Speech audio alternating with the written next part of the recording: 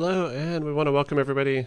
Thank you for joining us. Sorry we're a little late. We had a couple technical difficulties as we got started just about an hour ago. But thank God we got it worked out, and we're ready to go. So, again, it seems like it's been forever since we were here last. Last week we began a discussion about how to create a safe environment or a safe emotional environment in our home. And I'm so thankful that Libby agreed to come back and continue that discussion with us here today. One quick note. We are starting our YouTube page. All of the videos and episodes that we're broadcasting are available here on the Facebook page, but feel free to like us on the YouTube page as well. Libby Jane, back with us again. Thank you, Libby, for joining us. Yeah, you're so welcome. I'm glad to be here again, and there's just more than we could say in a day, right? Yes, that's for sure. When we talk about creating a safe environment for our home, there's so many aspects to that. I mean, even in parenting in general, we could probably talk for days and days and days. In fact, that's one of the challenging things that I face here is that as we decide what we're going to talk about and what we want to share, really narrowing that down. Because we don't have all day. We don't have hundreds of hours that it would take to cover all the areas. So, right. But I'm excited about what we chose to go into today. It's super important. Me too. It's all worthy, and I hope that's why I hope you'll keep doing this and just keep putting out the broadcasts and doing various interviews, because it is an ongoing thing in our relationships and our parenting, and all that's ongoing too. So it goes right along with it. So we definitely need what you offer, Jason. So I'm so glad you're doing what you're doing, and just so thankful to be a part of it, and really a movement of just being in relationship in a way that is really real and authentic, and coming out of the way we might have done things in the past based on just our upbringing, or out of our own hurt or trauma or fear, but really intentionally parenting. So yeah, I appreciate that. It's through the experience that I've had as a parent that has really brought me to the place of diving in deeper with my kids and being active, especially through the teenage years. It's such a vital time. Absolutely. And, as we've spoke of before, there's so many distractions out there that it's, we're kind of in a competition for attention or for the time with our kids. And I mean, with social media, all the school activities, after school activities, sports, finding that time to really build and continue to keep alive that relationship with our kids as they get older is really, really important. Yeah, absolutely. And it sounds like you're going to have the opportunity to share a little bit, even into your very personal story today. Yes, definitely. And why you're doing what you're doing. And that's pretty special. Well, I know the topics, that we want to get into can be considered heavy, and some of it, certainly is heavy, especially when we talk about just times of emotional crisis or near crisis, right? Kind of the lead up to what can become a crisis. And I don't think today's topic is all about crisis, but there are times that we're going to hit on, some of the heaviness, right? But I just wanted to make sure to say that the purpose here, the reason we're here, is to instill hope, right. To be hope dealers, to say, recovery is absolutely possible. Healing is the expectation and the norm. The things that we see and witness that are heartbreaking and sad, whether it's in our own family or our community or someone we know, right? When things don't go the way that we had hoped, or it's a wake-up call, right? So it's not meant to knock us down and to keep us in fear, or we're not here today to bring fear. Exactly. That's absolutely the opposite of what we're here to do. Even though there could be things that we share that would be triggering for some people just based on what they've walked through, our hope is that you would take away, again, the pieces of, okay, what can we learn from this? What can we glean from this? How can we be different? And maybe where is there room for healing and recovery in my own family, my own heart? I just wanted to start with a few quotes because, again, I think it's so important to keep that positivity, not just for like a positive, great attitude, but truly that hope alive, because that's what this is all about. and parenting accurately is really all about hope. But one good quote that I found was that people start to heal the moment they feel heard. Oh, that's good. Yeah, isn't that good? Wow. So we talked last time about being seen and being heard and how vital those two things are when we're parenting, how our kids need to be seen. They need to be noticed for the things that make them different, for the things that make them unique, for their heart, to be seen and heard as well. The other thing, other quote I thought of was the trauma creates change you don't choose, but healing creates change you do choose. And so the healing process is really empowering because it's getting our power back, getting our voice back. We talk about being seen and heard. A lot of times in trauma situations, it's a shutdown. It's a taking. It's a something stolen. Any form of abuse, especially sexual abuse, but other forms as well.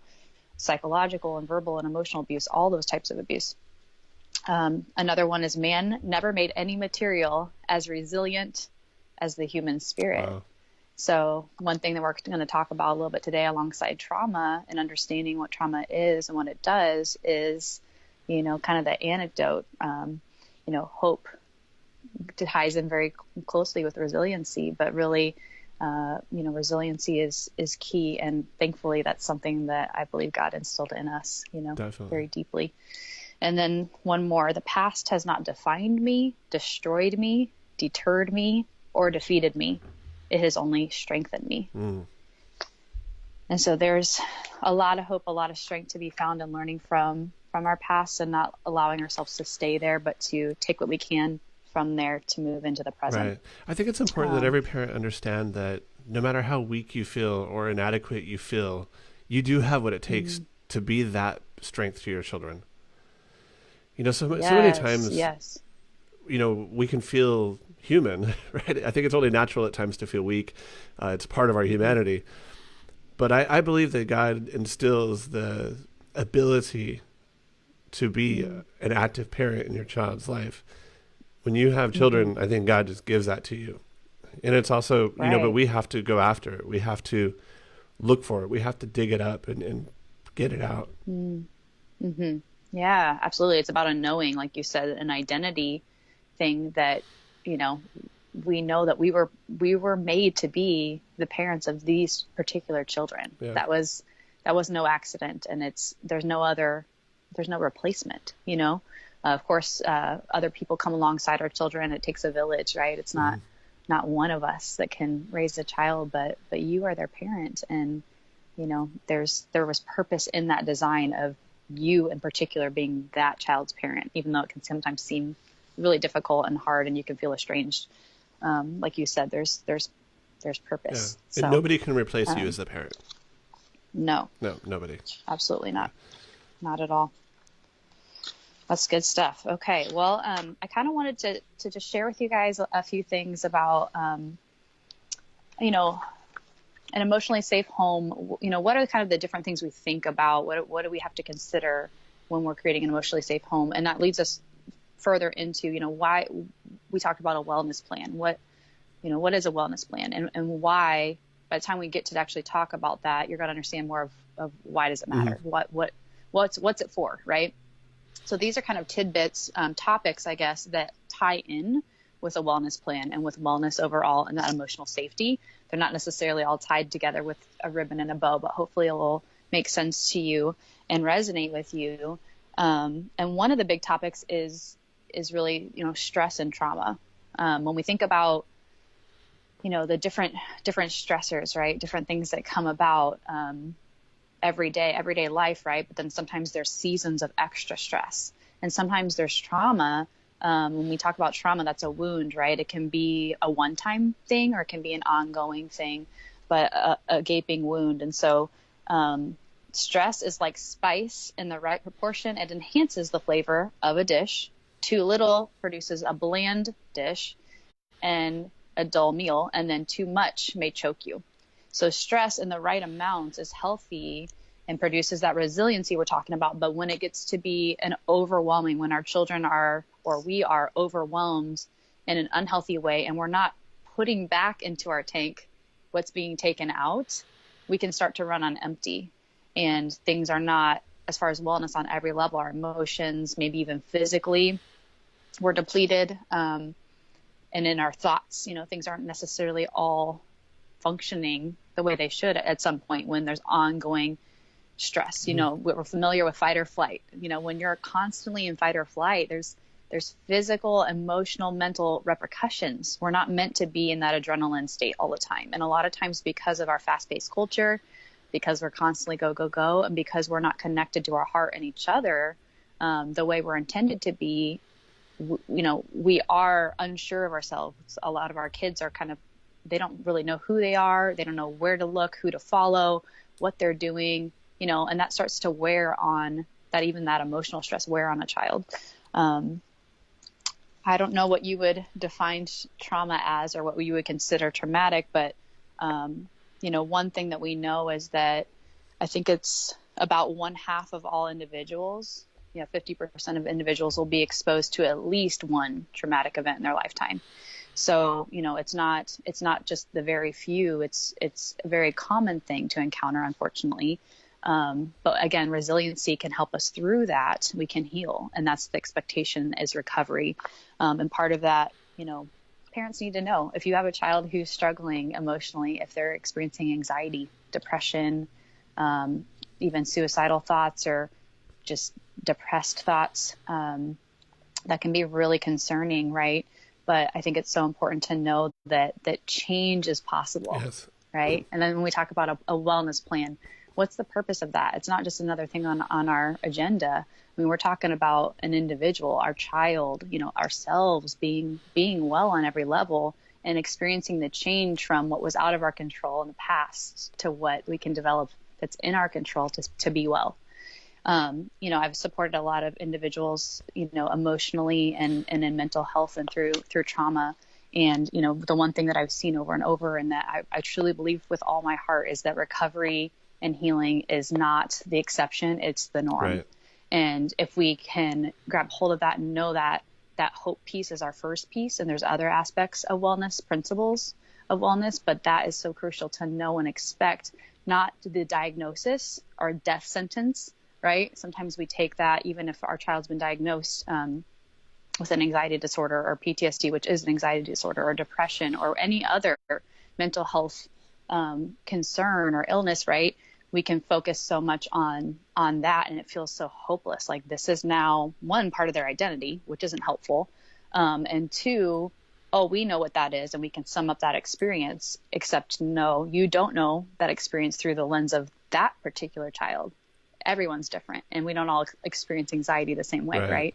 And then there's that accepting that diagnosis as like a life sentence. This is how it's always going to be now. Like, this is now, taking that on in a way that stifles your ability to grow and heal through it and recover from it. But the truth is, recovery is absolutely possible, and it happens all the time, every day. And don't you think that the role of the parent in that recovery is crucial? I mean, when we're talking about teenagers and preteens and even children that may go through a traumatic experience and then end up feeling anxious, or have, begin to deal with anxiety or maybe dark thoughts. I think the role of the parent to help them through that's important. And I think that's really where a lot of parents may begin to feel inadequate, especially if they've never experienced that. I know my daughter experienced some anxiety, and I've never experienced that. I mean, I've been nervous before, but never really felt the power of what she described when she was going through like a panic attack. And I couldn't relate to it. So then I immediately kind of thought, well, I'm not really equipped to deal with this. But I think that's a lie.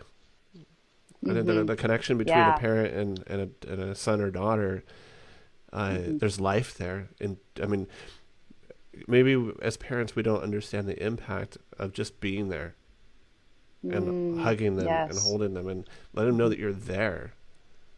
Yes, that presence. Yeah, just the presence, not even necessarily the right next step, but we're going to get through this together. Exactly. Like I'm here no matter what. We're going to figure this out. I mean, those kinds of phrases and affirmations are huge. Sorry about that.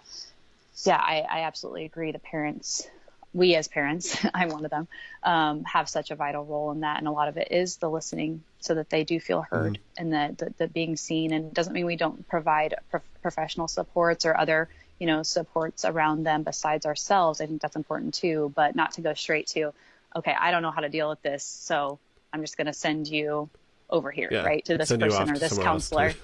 They're going to deal with your problems. Right, exactly. That's not going to be the day in, day out support. Those aren't going to be the main supports like a primary, like a parent would be. Right. And so even though we might need counselors and therapists, and there's a place for, wellness support specialists and various other experts, physician perhaps, or even a psychiatrist. I mean, all of that can be part of your story, but you're still the primary educator, the primary love, in that child's life. So I agree with that. Absolutely. So with trauma, when we talk about trauma, and I'm not going to stay here super long, but, having walked through a lot of trauma myself, I do know how isolating it can be. And so part of what we're talking about today is when we get to that point of isolation, that we feel truly like we're alone in the world and alone in the pain. That's when it can get to a real crisis point. And we want to go way back over here to how do we avoid that? How do we invest and help a child through the trauma much sooner, right? So they don't have to feel isolated, because trauma does isolate us. It does shame us. It is something that we internalize. It's fear. It can be a lot of internal confusion, a deep loneliness, and a feelings of even being outside of your body or not feeling like yourself or relating to who you used to be or having identity kind of issues. I mean, there's a lot that goes with that. Not to be overwhelmed, but just to understand that it is an internal battle. And so we can look fine on the outside, right, but be dying on the inside. So we really need to be in touch with where our kids are at. And one thing that can really help that process of healing is our trauma narrative, right? So what a trauma narrative is, sharing and expanding upon your experiences and the trauma that you've experienced.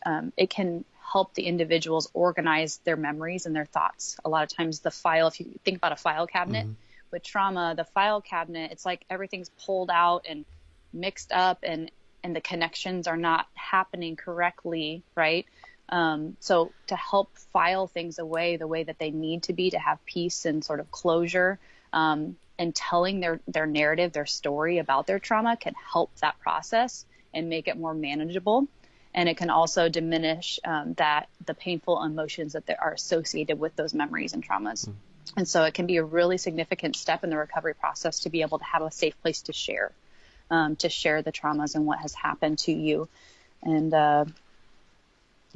that's huge. And then we have something special coming up for you, but just right before that, I think we're going to dive into more of the wellness plan after Jason shows us kind of something special he prepared.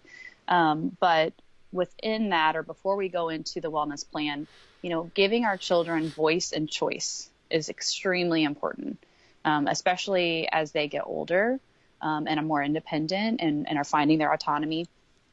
They need to know that they have a say, right? That they have a choice in their process, but that you're in it with them. So it's really rooted in the concept of shared decision making. Right. And this is where you as a parent come in, right? Because it's not that you're not needed and it's not that you don't have what it takes, right? But we've got to learn how to share and bring some mutuality, which is going to require some vulnerability on your part, right? Some honesty with yourself as a parent, your mistakes, being willing to apologize when you do something wrong, or even maybe share an experience you've had when it's appropriate with your child. Like, hey, the first time my boyfriend broke up with me, I remember I was devastated, I mean, that's a simple way that we can relate with a child over something they're going through.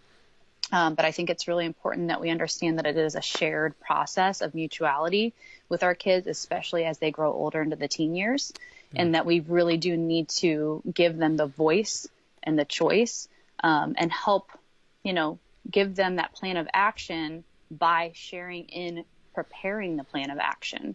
And so they can heal and move forward in a way that they know is best for them, not just what you think is best for them. And I think that's important that we do together. So we're going to get more into that with the WRAP plan and talking about some details of wellness. How do we get from where we are to a recovered state, Mm-hmm. and what's the wellness plan that gets us there.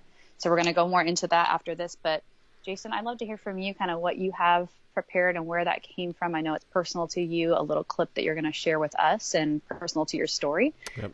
So you want to share? Yeah, definitely. So last week you actually shared a letter with me that was written by a teenage girl to her mom. It was the last letter that she ever wrote. And she went into detail about why why she decided to end her life. And, I actually thought, when I thought about this, there was a couple parts of that letter that really stood out to me. And one of them was that you're going to hear the letter right now, in just a moment. But one of the things that stood out to me was that the parents had provided everything that they could ever want, that the child could ever want, at least to their knowledge.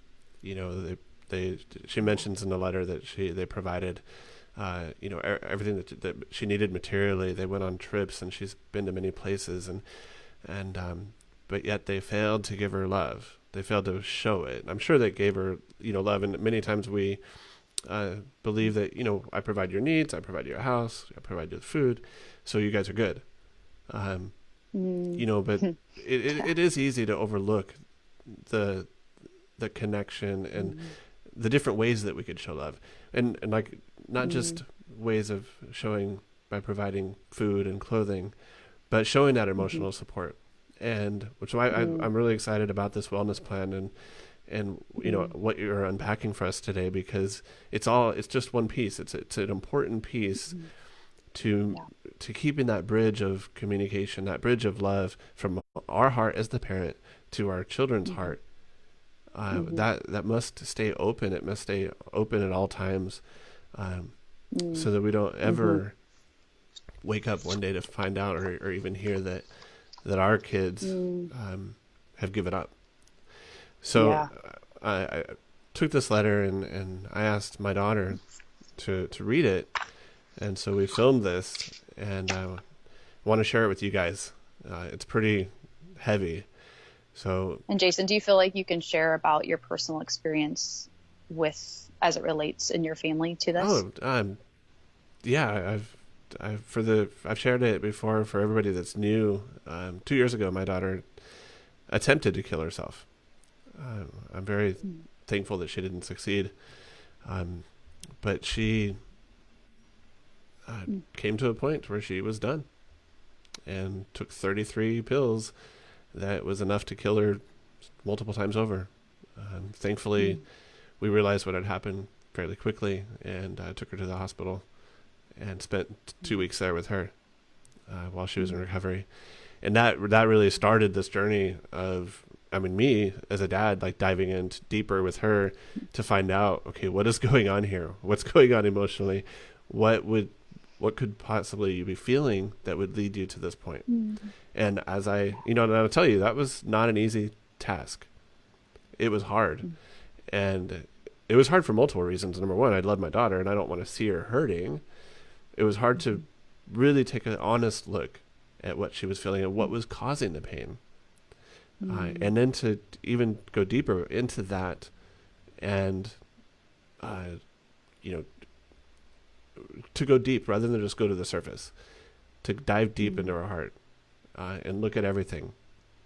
And it's a process. It was a journey, but I'm thankful to be able to say and let everybody know that she's doing great now. She's found her faith. She's excited about God. She's growing. She's becoming emotionally resilient. So she went through a very traumatic experience there. And so with that, though, it's been an ongoing work. It's not just a one. Yeah, but would you say it's worth it? Oh, for sure. So this video actually that I'm going to share with you means quite a bit more to me because she read this letter, and I want to share it with you guys now. It's pretty powerful. Dear Mom, it's with a heavy heart that I write this note, knowing the amount of pain it's going to cause you. Mom, I want you to know that I love you dearly and will ever love you. If I'm given the opportunity to live again, I will still choose you as my mom, and our family will still be my place of birth. But unfortunately, I know that there is not going to be any such opportunity. Mom, I didn't want to do this, but I was compelled by circumstances beyond my control to take the plunge. I tried my best to pull through, but my best wasn't good enough. I battled alone for about 13 months now, until my strength failed me. You and Dad could not decipher what I was going through, and maybe I shouldn't blame you for that. My one and only brother came very close to understanding what I was passing through, but it was too much for his young mind to comprehend. Mom, I know that you and Dad loved me and did everything you could to prove that to me, but I wasn't feeling loved. You provided for me more than I even wanted, took me places that most of my friends haven't even heard of. Yet despite all these, my heart was longing for love. I needed someone who would love me for who I was. And I was alone all the while, despite the fact that we laughed together and had gist as a family. Then came the last straw that broke the camel's back. Your brother, Uncle Tony, who came to live with us, made me to believe that he knew exactly what my soul was longing for. Companionship. He chose to stay with me when you and Dad were too busy to notice my loneliness. He tried to keep me company when I needed someone to talk to, but had only gadgets and teddy bears as my company. I was fooled to trust him, and he hacked into my foolishness, and he did it perfectly and deeply. Mom, your brother raped me and used me as a sex toy for 3 whole years. I expected you or Dad to notice, but none of you did. When he left our house last year, I was shattered because I was grown to fill the void of your presence with his dirty deeds. I couldn't complain because I was afraid to lose him. But when he eventually left for Canada, the magnitude of the emptiness in me became too heavy for me to carry. I struggled to forget those experiences, but I couldn't. My grades dropped in school, and you and Dad quickly arranged for a home lesson teacher. Mom, that singular act, instead of helping me, fueled what is about to happen to me a few minutes from now. The home lesson teacher you brought so much reminded me of Uncle Tony, and on several occasions, I felt like grabbing him and making him to fill in the gap that Tony's absence created in me. Mom, I had to do this because I was lonely. Did you ever imagine what I was doing in my room all the time I stayed there alone? Couldn't you for once have gone out of your way to just spend time with me so that we could talk? There are many things I would have liked to tell you, but I don't want to add to your pain, so let those other torments be buried with this undignified body of mine. Please make sure that my brother David doesn't get to the point where I am now. Also, tell your friends and colleagues who have children to find out what is happening with their kids before it's too late. Many of the things parents do in the name of showing love are not what we younger ones need. I would have gone long hours before you will get to read this. But one cheering thing is that David is still there with you. Transfer the love you had for me to him. My bank details and the passwords to my phone and laptop are all in the piece of paper I dropped in the drawer of your dressing table. I miss you, and it pains to empty the content of this bottle in my hand into my mouth, but I am constrained to do it all the same. Tell Dad and David that I love them. Tell our pastor that I will miss his sermons and long prayers. Tell my friends not to envy me. Goodbye, Mom.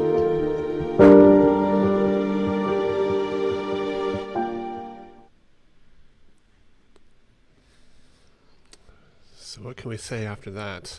I was going to say, if you would drop a comment or even an emoji to kind of show your emotional response as you listened to that letter. Yeah, I'm so thankful that I didn't get a letter like that. Mm-hmm. But, I couldn't, when I did go through what I went through with Jocelyn, there was about an hour to an hour and a half drive to the children's hospital as I followed the ambulance that I had to think about, all the details of what had happened. And, you can imagine what flooded my mind and the feeling of like being a failure, the feeling of really just feeling I wasn't there for her, and thinking like, obviously regret, like what could I have done different? Should I have been, what could I have done to be more present? What could I have done to stop it and to solve the problems that she was feeling at that moment? And so one thing that's sure is that if she was successful, it's over. So I'm all about parents being proactive, and I am thankful for healing, and I know that there, maybe somebody listening that actually did lose a family member or a loved one or a friend, and for those we were deeply sorry, and I do believe there's healing, but this is why we do what we do. This is why I'm passionate about reaching parents, why I'm passionate about helping others understand their role. You don't have to be a professional. You don't have to, go through psychology classes. Really just learn to love and learn to express it in all of the different ways that we're talking about. Amen. Love is the most powerful. Love's more powerful than fear or shame, which seem to drive a lot of us. But and it's redemptive. Love will pull a child out of depression faster than hours of, anything else that we can provide. The parents' love. That's right. Absolutely. This quote that says, if we can share our story with someone who responds with empathy and understanding, shame can't survive. And so the power of, again, that the empathy and the vulnerability in relationship is so powerful, because shame hides us in darkness. This is actually a sheet that shows the darkness, but shame keeps us isolated, and that's what leads us down roads like this young girl who wrote this letter, where we get isolated, and it's nobody's fault. We're not blaming anyone, and it's not your fault if you experienced something like this. There's it's sometimes this hidden secret shame that is just stirring and spiraling us into this shame cycle of isolation. And that's usually when we really believe we're truly alone. But on the flip side, being heard, right, can pull us out of that, being loved, and hearing the empathetic response of time and words together. Sometimes there's other love languages as well, but those are really powerful ones. So we have about coming out of that. I'm sorry, we have about 7 minutes left. We have to do a hard stop. So I apologize, guys, but we will definitely have to continue again. But jump into that plan that you were going to share with us.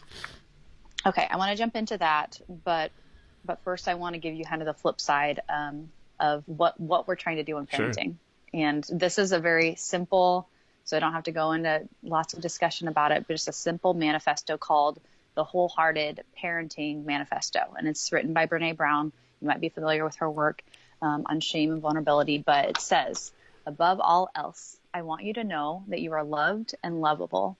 You will learn this from my words and actions. The lessons on love are in how I treat you and how I treat myself. I want you to engage with the world from a place of worthiness. You will learn that you are worthy of love, belonging, and joy every time you see me practice self-compassion and embrace my own imperfections. We will practice courage in our family by showing up, letting ourselves be seen, and honoring vulnerability. We will share our stories of struggle and strength. There will always be room in our home for both.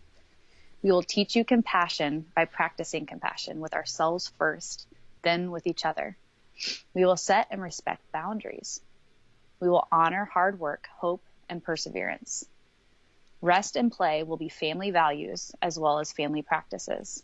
You will learn accountability and respect by watching me make mistakes and make amends, and by watching how I ask for what I need and talk about how I feel. I want you to know joy, so together we will practice gratitude. I want you to feel joy, so together we will learn how to be vulnerable. When uncertainty and scarcity visit, you will be able to draw from the spirit that is part of our everyday life. Together we will cry and face fear and grief. I will want to take away your pain, but instead I will sit with you and teach you how to feel it. Wow. We will laugh and sing and dance and create. We will always have permission to be ourselves with each other. No matter what, you will always belong here. As you begin your wholehearted journey, the greatest gift that I can give to you is to live and love with my whole heart and to dare greatly. I will not teach or love or show you anything perfectly, but I will let you see me, and I will always hold sacred the gift of seeing you, truly, deeply seeing you. Wow. And that's by Brene Brown, but it's called The Wholehearted Parenting Manifesto. And I just love the summary of kind of what we are looking for in that emotionally safe home. And so going into, the WRAP plan, you're all familiar with self-care. I don't know how much you practice it. If you're a busy mom or dad, you might be struggling to practice it yourself. But self-care is an activity we do deliberately, in order to take care of our mental, emotional, physical health. And good self-care is really important to regulate emotions, to improve our mood, and it's really important in our relationship to ourselves and to others. And so a lot of, the idea of creating a wellness plan, you maybe now have a better understanding of why you would want to have like a wellness plan. But a lot of what I want to go into, there's still not yet time for when it comes to empathy and understanding how empathy sounds and looks. For instance, being able to walk with our kids through a wellness plan is going to require some questions and some true empathy. And that's something that we want to cover, I know, here soon in our third part. But, just to give you a teaser, some of those questions sound like, tell me more about blank. What worries you about your current situation? What difficulties have you had with blank? How would you like things to be different? If you had a magic wand and with a wave of that wand, everything was exactly how you wanted it, what would be different? And, you could go through, there's a bunch more questions, and I'll help you guys through this, in our next time when we go deeper. But some of these open-ended questions are going to allow for that voice and choice as you're planning with your child. Yeah. What keeps them well? What do they look like when they're well? And so I'll show you the principles of wellness are hope. We talked about hope, personal responsibility, support. We need support for sure. Education. We have things to learn to make good decisions, right? Self-advocacy, and then spirituality. And so I like this process called WRAP because this is the workbook, and I'll show you I've got sticky notes here. The more of a handbook that's like a small, thin, but great resource to help you through the workbook, but you wouldn't necessarily need this to do this. This is super simple. And I'm going to give you some more on like where to find this and, how to go deeper with it if you want. But the concept is, if you determine that we could even just walk through this simple.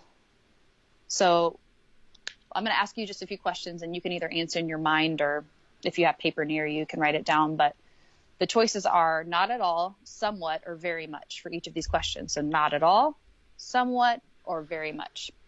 My life is chaotic and hectic. I take care of others and not of myself. I try to do too much every day. I try to do too much every day.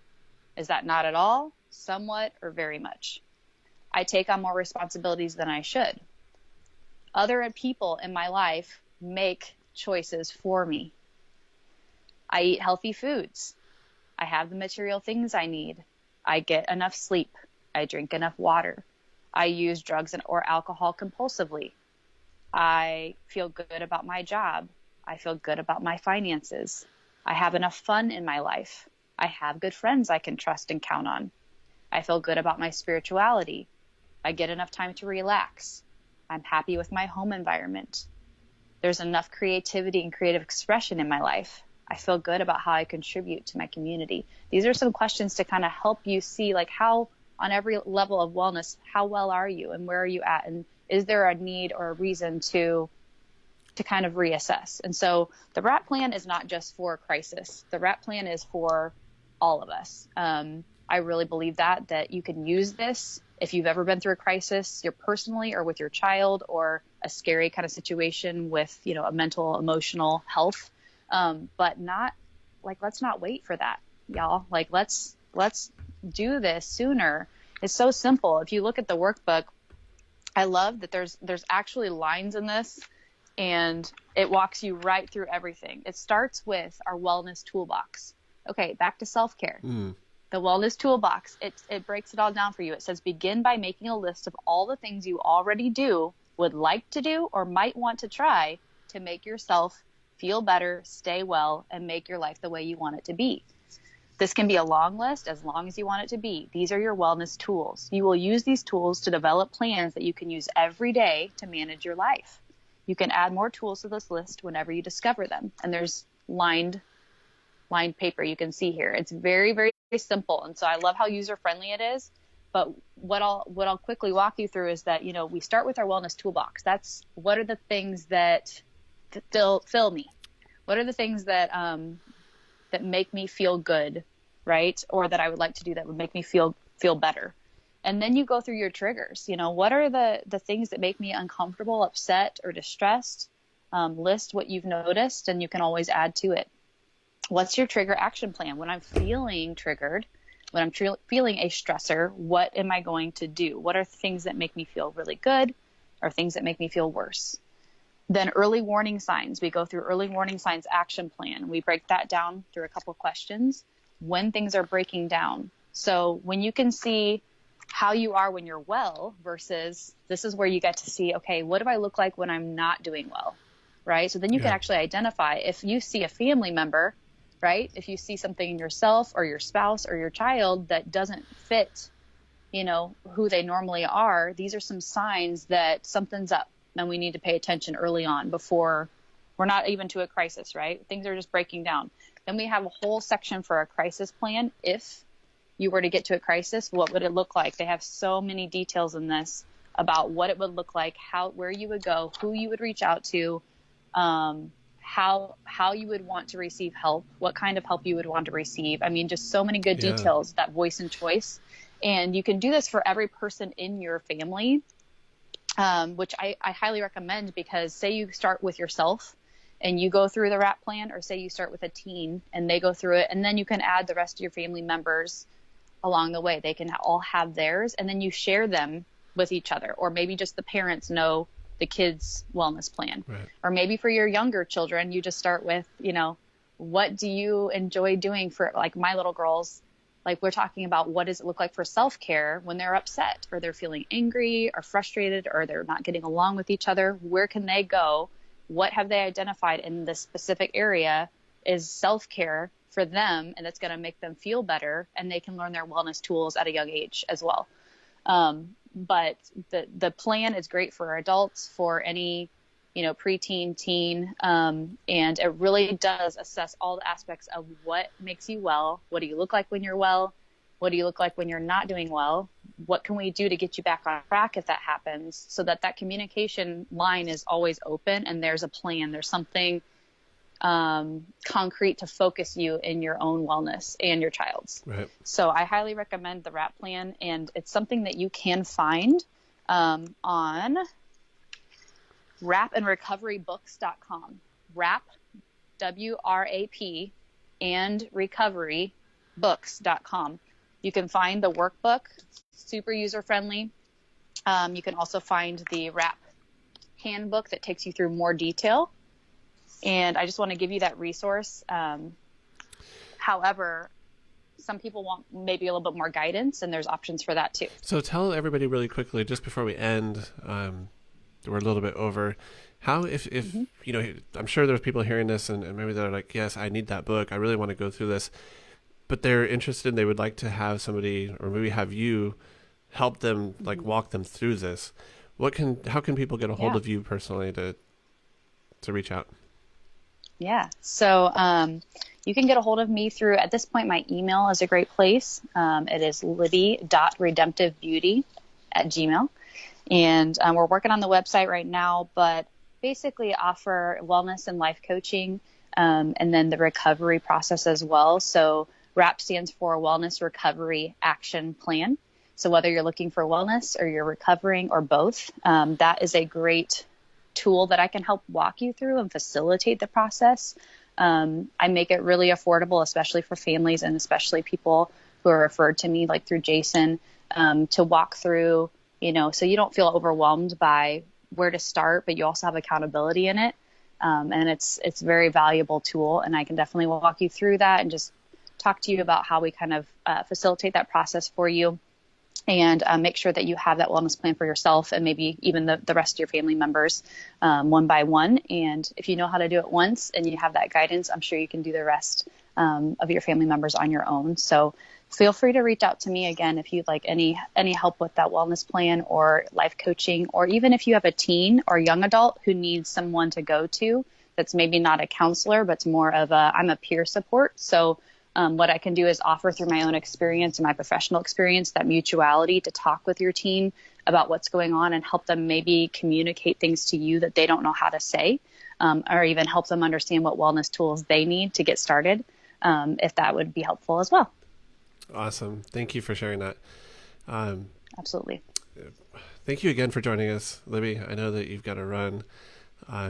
You are coming back. We're going to do part 3 and break this down even further. So stay tuned, and we'll let everybody know when that's going to happen. We haven't set a date or a time quite yet, but I'm sure that'll be coming. Yeah, but that's going to be huge on empathy, and that's the excuse me. And here I'm getting a call in the middle of our broadcast. I thought I turned that off.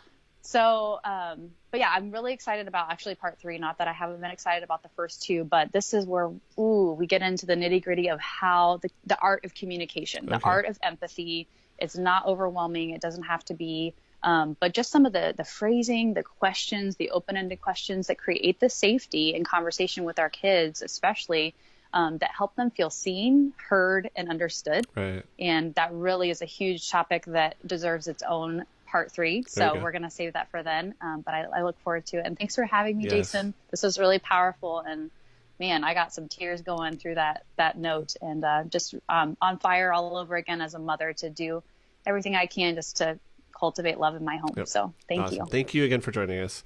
And we look forward to bringing you back on. Awesome. All right.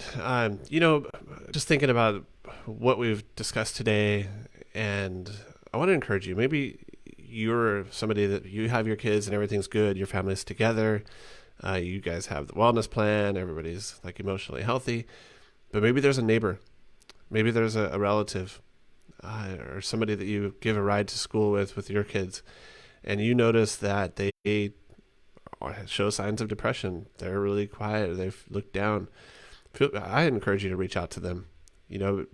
Maybe you're not their biological parent, but be a father, be a mother. So many kids, we don't know the story behind a lot of the kids that are around us. We don't know their story at home. We don't know what the environment's like. So be a light, be a hope to our kids, but also those around us. It's super, super important. I want to remind everybody we do have a website, parentingaccurately.com.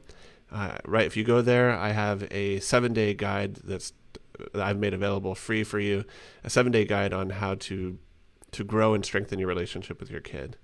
As you've heard all day long today, this is critical. It's so critical to our family health. And one more announcement on Thursday. I'll be posting the events later today, but on Thursday, we're going to have Cammie Shaw on the broadcast with us live. And she is a nurse. She's a mother to a special needs child. She's a rock star when it comes to building a strong family and developing being healthy physically, mentally, and emotionally. So you're not going to want to miss that. That's this Thursday at 11 o'clock Pacific time. And again, I'll post the event here shortly. So thank you everybody for joining us, and we look forward to next time.